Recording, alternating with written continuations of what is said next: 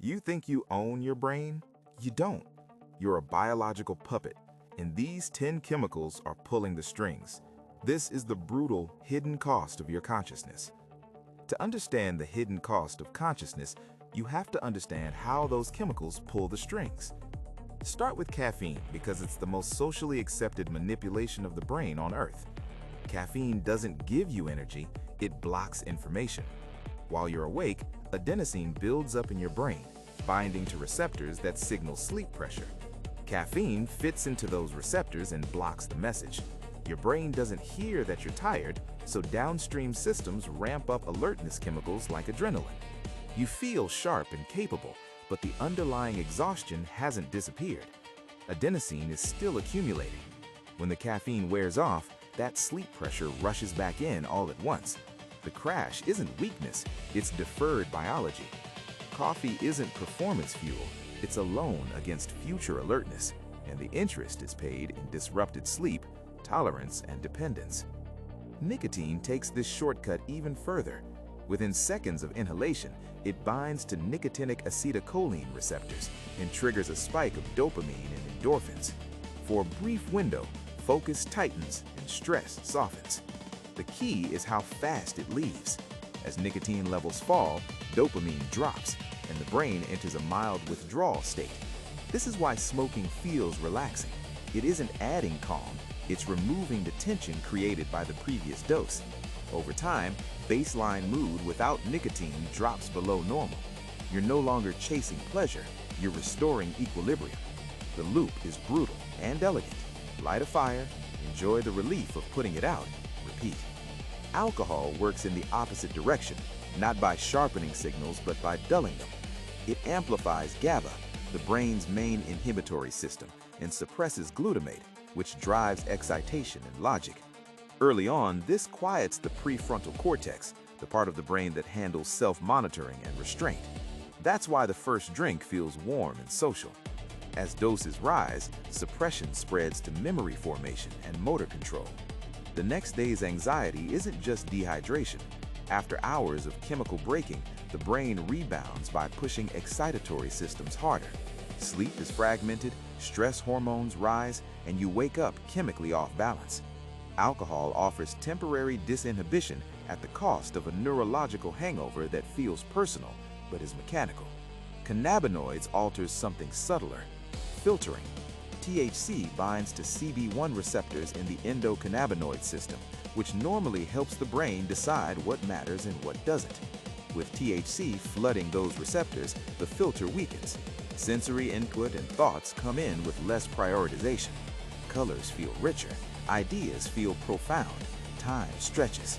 It can feel like insight, but it's often a loss of discrimination rather than a gain in truth. With repeated heavy use, the brain adapts by down-regulating CB1 receptors. Natural rewards can feel flatter by comparison. Motivation doesn't vanish, but it can weaken, especially when effort and delayed payoff are required. The loop teaches the brain that intensity comes from chemicals, not from engagement with the world. Cocaine shows what happens when reward signaling is forced open. Instead of causing dopamine release directly, it blocks dopamine reuptake.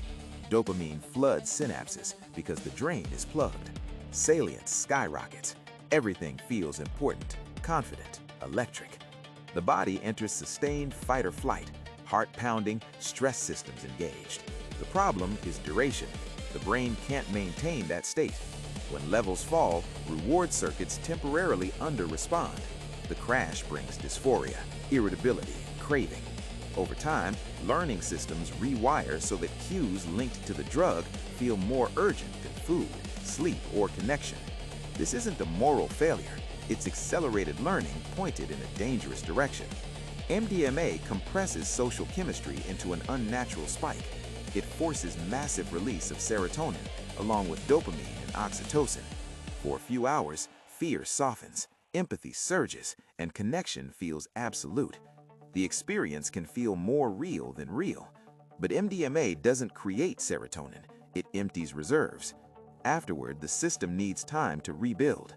Mood can drop, sometimes sharply, as signaling systems recalibrate. With frequent or high-dose use, serotonergic systems can be damaged and baseline emotional range can narrow. In clinical settings, careful dosing and spacing aim to harness plasticity without burning the system. Outside those constraints, the emotional bill can come due. LSD changes the architecture of experience itself.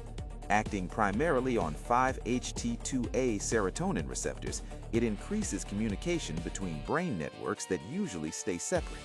At the same time, the default mode network, which supports the narrative sense of self, quiets down.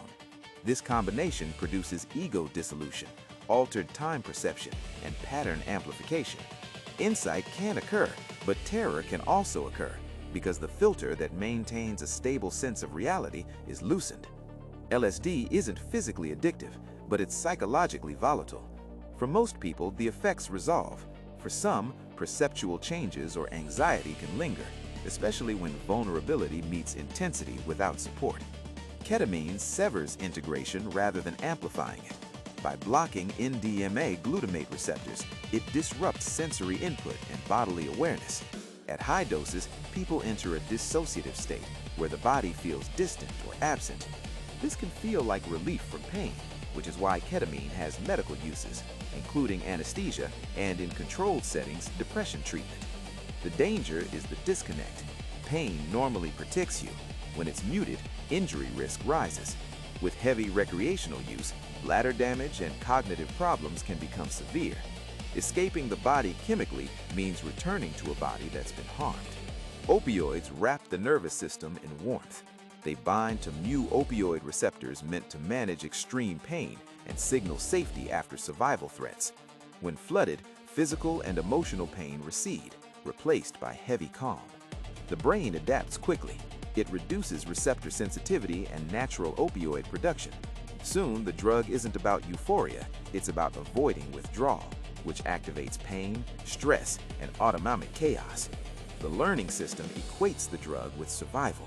That's why craving can feel as urgent as breathing. This isn't weakness, it's the hijacking of ancient circuitry. Methamphetamine shows the outer limit of stimulation. It doesn't just block reuptake, it reverses transporters and empties dopamine stores into synapses at levels far beyond natural rewards. Wakefulness, drive, and focus become extreme and obsessive. The cost is neurotoxicity. Oxidative stress, overheating, sleep deprivation, and inflammation damage dopamine systems. Over time, pleasure capacity can collapse.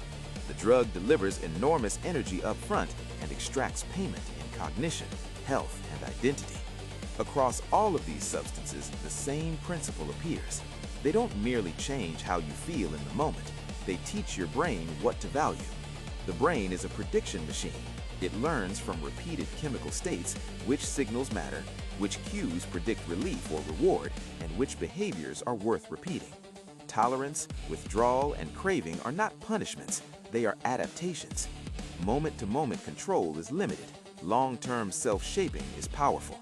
You can't will a dopamine spike away, but you can shape environments, habits, and supports that influence how often your brain is pushed into these extremes. So, do you own your brain? Not in the sense of direct command, but understanding the machinery restores a different kind of agency. Brains are plastic, not fragile glass. Many changes are reversible with time, sleep, connection, movement, and treatment. Chemistry can pull the strings, but learning rewires where those strings attach. Knowing that difference is the first step towards choosing, not perfectly, but more honestly, how much control you hand over to a molecule.